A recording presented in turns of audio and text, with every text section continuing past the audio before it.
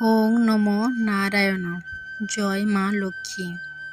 বন্ধুরা, আজ 29শে মাঘ, 12ই ফেব্রুয়ারি, বুধবার। আজকের দিনে সম্পন্ন হচ্ছে বছরের অন্যতম শ্রেষ্ঠ পূর্ণিমা, মাঘী পূর্ণিমা। অনেকেই হয়তো আজকের দিনে মাঘী পূর্ণিমার ব্রত পালন করছেন। অনেকেই হয়তো আজকের দিনে মাঘী পূর্ণিমার পূজা করছেন, আবার অনেকেই হয়তো আজকের দিনে মাঘী পূর্ণিমার ব্রত রেখেছেন। মা লক্ষ্মী ও শ্রী বিষ্ণুর উদ্দেশ্যে আজকের দিনে পুজো করছেন। বন্ধুরা, বলা হয় এই মাঘী পূর্ণিমা তিথিতে দেব দেবীরা মর্ত্যলোকে পরিভ্রমণ করেন এবং গঙ্গা জলে স্বয়ং শ্রী বিষ্ণুর অধিবাস থাকে। তাই আজকের দিনে গঙ্গা স্নান এবং মা লক্ষ্মী ও শ্রী বিষ্ণুর পূজা করার কথা বলা হয় এবং পূজার পর এই মাঘী পূর্ণিমার ব্রত কথাটি একবার হলেও শ্রবণ করতে হয়। যদি কোনো কারণে আপনি আজকের দিনে ব্রত বা পূজা নাও করতে পারেন, কেবলমাত্র এই মাঘী পূর্ণিমার ব্রত কথাটি শ্রবণ করে মা লক্ষ্মী ও শ্রী বিষ্ণুর উদ্দেশ্যে একটি ঘিয়ের প্রদীপ প্রজ্বলন করতে পারেন। তাতেও এই ব্রতের পূর্ণ ফল অনেকাংশেই লাভ করা যায়। তাই আজ এই মাঘী পূর্ণিমার ব্রত কথাটি শ্রবণ করে একটি ঘিয়ের প্রদীপ অবশ্যই প্রজ্বলন করুন। আশা করি দর্শক বন্ধুরা, এই মাঘী পূর্ণিমার ব্রত কথাটি শ্রবণ করে আপনাদের ভালো লাগবে। শুরু করছি বছরের অন্যতম শ্রেষ্ঠ পূর্ণিমা, মাঘী পূর্ণিমার ব্রত কথা। ওং নমো নারায়ণ। জয় মা লক্ষ্মী। বহুকাল আগের কথা, কান্তিকা নগরে ধনেশ্বর নামে এক দরিদ্র ব্রাহ্মণ বাস করতেন। ভিক্ষা করেই তিনি জীবন চালাতেন। ব্রাহ্মণের স্ত্রীর কোনো সন্তান সন্ততি ছিল না। একদিন ব্রাহ্মণী যখন ভিক্ষা করতে নগরে যান, তখন ব্রাহ্মণীকে বাঞ্ছ বলে নগরবাসী ঠাট্টা ও বিদ্রূপ করে এবং তাকে ভিক্ষা দিতে অস্বীকার করেন। এই ঘটনায় ব্রাহ্মণ এবং তার জীবনসাথী ব্রাহ্মণী গভীরভাবে শোকাহত হন। এই ঘটনার কয়েকদিন পর এক সন্ত ব্যক্তি তাদেরকে পরামর্শ দেন 16 দিন ধরে মা কালীর পুজো করতে। ব্রাহ্মণ দম্পতি 16 দিন ধরে নিষ্ঠা ও ভক্তি সহকারে নিয়ম মেনে মা কালীর পুজো করলেন। ব্রাহ্মণ দম্পতির এই পূজায় মা কালী অত্যন্ত প্রসন্ন হলেন। 16 দিন পর মা কালী এই মাঘী পূর্ণিমার দিন ব্রাহ্মণ দম্পতির সামনে স্বয়ং প্রকট হলেন এবং তাদেরকে সন্তান প্রাপ্তির বর দিলেন।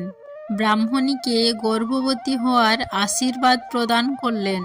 এর সাথে মা কালী ব্রাহ্মণ দম্পতিকে নির্দেশ দিলেন যেন প্রত্যেক পূর্ণিমার দিনে একটি করে প্রদীপ অবশ্যই যেন ঠাকুর ঘরে প্রজ্বলন করেন এবং ধীরে ধীরে প্রতি পূর্ণিমার দিনে একটি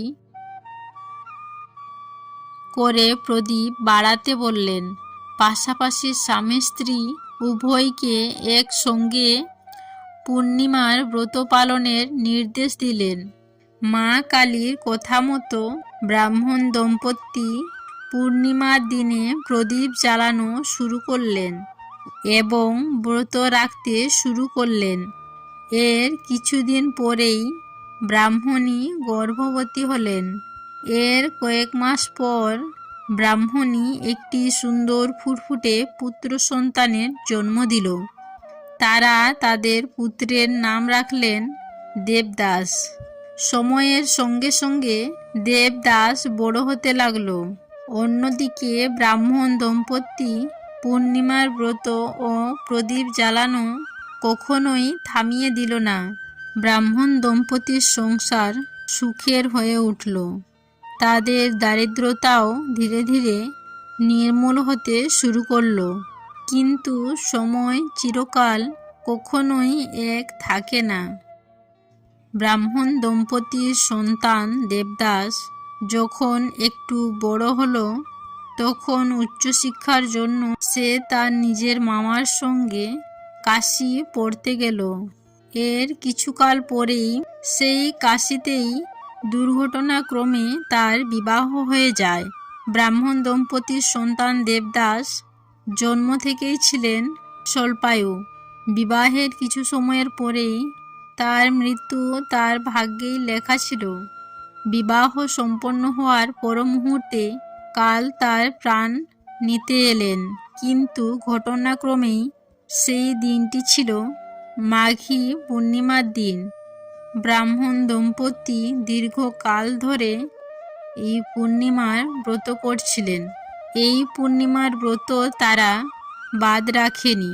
ব্রাহ্মণ দম্পতির এই ব্রতের পূর্ণ ফলের প্রভাবে কাল তার প্রাণ হরণ করতে পারল না। ফলে ব্রাহ্মণের পুত্র আবারও এই পূর্ণিমার দিন নবজীবন লাভ করল। এইভাবে পূর্ণিমার দিনে ব্রত পালনের মাধ্যমে ব্রাহ্মণ দম্পতি তাদের নিয়তিকে পর্যন্ত বদলাতে সক্ষম হল। ব্রাহ্মণ দম্পতির এই ভক্তি এবং এই পূর্ণিমার ব্রতের মহিমা ঘরে ঘরে সকলের মুখেই প্রচারিত হল এবং পূর্ণিমার ব্রতের প্রথা সর্বত্র শুরু হয়ে গেল। প্রচলিত ধারণা অনুসারে পূর্ণিমার ব্রত পালন করলে ব্যক্তির সমস্ত মনস্কামনা পূরণ হয়, এমনকি জীবনের সমস্ত দুঃখ কষ্ট সংকটও দূর হয় ভগবানের কৃপায়। বন্ধুরা, ভগবান শ্রীবিষ্ণুর অবতার হিসেবে গণ্য স্বয়ং বুদ্ধদেব এই মাঘী পূর্ণিমার দিনেই তার পরিনির্মাণের কথা ঘোষণা করেছিলেন। ভগবান বুদ্ধের এই রূপ সংকল্প গ্রহণের সঙ্গে সঙ্গে হঠাৎ ভীষণ ভূকম্পন শুরু হয়। বৌদ্ধ ভিক্ষুকেরা এর কারণ জানতে চাইলে বুদ্ধদেব তাদের বলেন, তার পরিনির্মাণের সংকল্পের কারণেই এই রূপ হয়েছে। অর্থাৎ তথাগতের জন্ম মৃত্যু বুদ্ধত্ব লাভকালে জগৎ এমনইভাবে আলোড়িত হয়। বুদ্ধের পরিনির্মাণের কথা শুনে উপস্থিত ভিক্ষুকেরা ভীষণ শোকাভিভূত হলে বুদ্ধদেব তাদের উদ্দেশ্যে বলেন, মৃত্যু অবশ্যম্ভাবী, এই জন্য দুঃখ করা অনুচিত। তোমরা সংকল্পবদ্ধ ও দৃঢ়চিত্ত হয়ে ধর্মচর্চা করো, তবেই জন্ম জোড়া ব্যাধি মৃত্যুর এই সংসার উত্তীর্ণ হয়ে দুঃখকে জয় করতে পারবে এবং মোক্ষ লাভ করতে পারবে। অর্থাৎ বন্ধুরা, এই দিনটির তাৎপর্য হল আত্মশক্তির উন্নয়ন এবং সকল প্রকার ক্লেশ বিনাশপূর্বক কল্যাণময় নির্মাণ লাভের সামর্থ্য অর্জন। এই দিনের সবথেকে বড় মাহাত্ম্য হল, মানুষ যদি আধ্যাত্মিক সাধনায় পূর্ণতা লাভ করে তাহলে সে নিজের জীবন মৃত্যুকেও নিয়ন্ত্রণ করতে সক্ষম হয়।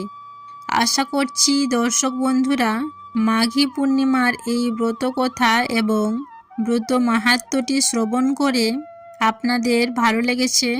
সবাই ভালো থাকবেন, সুস্থ থাকবেন এই কামনা করে আজকের ভিডিওটি আমি এখানেই শেষ করলাম।